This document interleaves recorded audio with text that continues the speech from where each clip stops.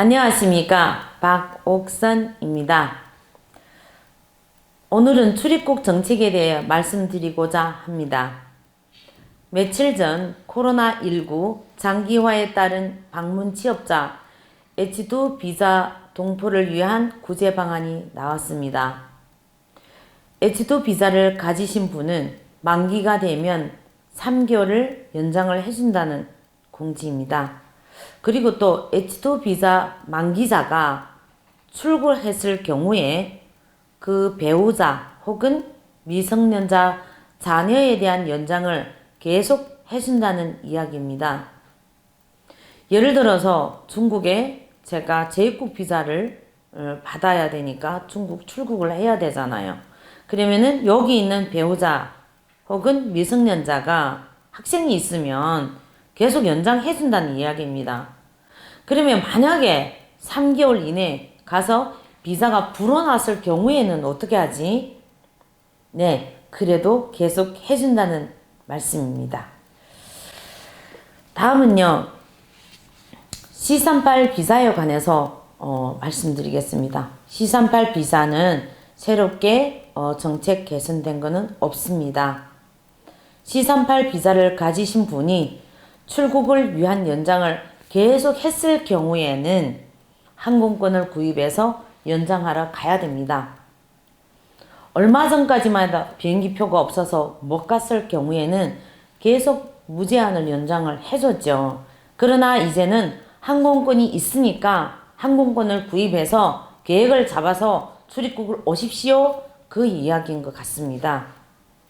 그리고 출국을 위한 연장을 하신 분들은 학원에서 기능사 자격증 교육을 받고 기능사 자격증을 취득을 했어도 여기에서 변경이 불가능합니다.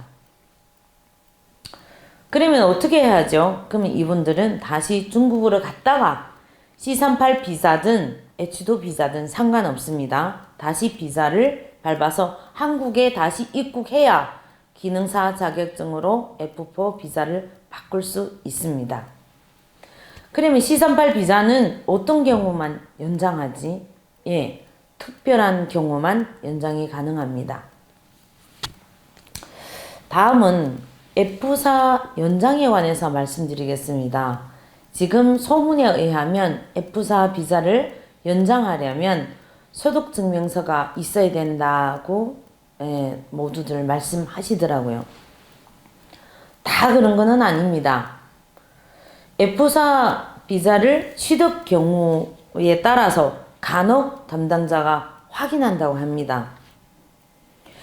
그러면 F4는 단순 노무에 일할 수 없지 않습니까? 예를 들어서 F4를 취득했는데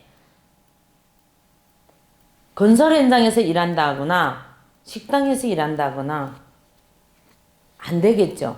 취득 경우에 따라서만 일을 할 수 있습니다. 그래서 확인하는 것은 무엇을 확인하는가? 무슨 일을 하고 계십니까? 혹은 어떻게 생계를 유지하고 있습니까? 일 안 하시는 분들은 혹은 우리 자녀, 우리 며느리, 딸 사이 생활비를 대서 내가 생활하고 있습니다 하면 되겠지만 젊으신 분들은 사실 제가 식당에서 일하고 있는데 건설 현장에서 기능사 자격증을 취득해서 딴 곳 가지고 식당에서 일하고 있는데 통장을 보겠습니다. 통장을 가져오십시오 하면 통장 가져가면 식당에서 월급이 들어온 게 보여지잖아요. 그럴 경우에는 연장을 안 해준다는 이야기입니다. 그래서 F4 비자를 가지신 분은 꼭 준비를 하고 가셔야 됩니다. 내가 어떻게 비자를 땄는지, 제가 제빵에 땄다고 하면 제가 건설 현장에 일하면 안 되지 않습니까? 그리고 식당 요리사를 땄다고 하면 식당에 일하는 거는 가능합니다. 그러나 홀서빙 했다고 하면 또 안 됩니다. 주방에서 일한다고 해야 되겠죠. 이런 분들이 꼭 준비를 하고 생각 없이 그냥 갔다가는 연장이 안 되는 일이 발생하기도 합니다. 연장이 안 되면 우리만 불이 박잖아요. 꼭 준비를 해서 갔으면 좋겠습니다. 현 정부 출입국 정책을 보면 전체적으로 아주 비자 연장에 대해서는 강화되었다고 보면 되겠습니다. 엄해졌습니다. 정말로. 그래서 이 부분에서 철저히 준비를 하시고 내 비자가 어떻게 취득했는지, 그리고 나는 지금 무슨 일을 하고 있는지 준비를 해서 불이익 받지 않도록 했으면 좋겠습니다. 다음은 출국하시는 동포분들께 말씀드리겠습니다. 지금 많은 동포분들이 출국하려고 준비하고 있는데요. 지금 현재 중국 정부 방역 금색 시스템이 아주 강화되었습니다.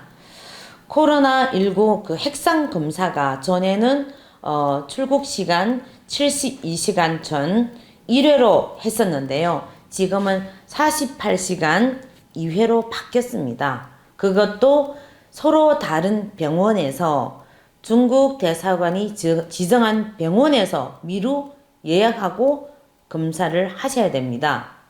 그러면은 한 번 검사하고 다음에 두 번째 검사는 꼭 3시간 이상이어야 합니다. 예를 들어서 한 번 검사하고 2시간 있다 해도 안 된다는 말씀 드리고 싶습니다. 48시간이라는 뜻은 예를 들어서 우리가 11월 20일 날 12시 30분에 출국하는 항공권이었을 경우를 봤을 때, 그러면 이틀 전이면 11월 18일 12시 30분 이후에 첫 번째 검사를 하게 됩니다. 그러면 첫 번째 검사를 하고 그러면은 12시 30분 이후니까 1시 이후가 되겠죠. 그럼 1시에 첫 번째 검사를 했어요. 그러면 두 번째 검사는 1시부터 해서 2시, 3시, 4시. 그럼 4시 이후에 두 번째 검사를 해야 되지 않습니까? 그럼 4시 이후에 두 번째 검사는 또 다른 병원에서 예약을 해놓고 검사를 꼭 하셔야 됩니다. 코로나 핵상 검사를 첫 번째 검사를 하고 두 번째 검사를 했어요. 그런데 이게 검사하자마자 나오는 게 아니니까 이튿날에 나와요. 그런데 두 번째 검사가 이튿날에 우리가 용지를 받아야 되는데 못 받았을 경우에는 꼭 본인 명의 핸드폰으로만 문자를 받을 수 있다고 합니다. 그러면은 나는 지금 핸드폰이 없는데 어떡하지? 본인 명의 핸드폰이 꼭 소지해야만이 그 음성 확인 문자가 받을 수 있다고 합니다. 이 음성 문자 확인을 받아도 종이장 안 받아도 가능하다고 합니다. 이 부분 꼭 명심해 주셨으면 좋겠습니다. 얼마 전에 우리 동포 단체장들이 함께 제가 주최를 해서 함께 모였습니다. 모여서 현재 동포들이 애로사항과 정책에 관한 개선 사항에 대해서 우리가 토론회를 열고 정말 많은 민원이 있다는 것도 실감했습니다. 그래서 이런 사연들을 우리가 묶어서 정말 어떤 것은 어떻게 바뀌었으면 좋겠다는 개선 사항과 애로 사항들을 준비해서 법무부에 요청한 적도 있습니다. 그리고 또 어제는 청와대 재동포 담당관을 만나고 왔습니다.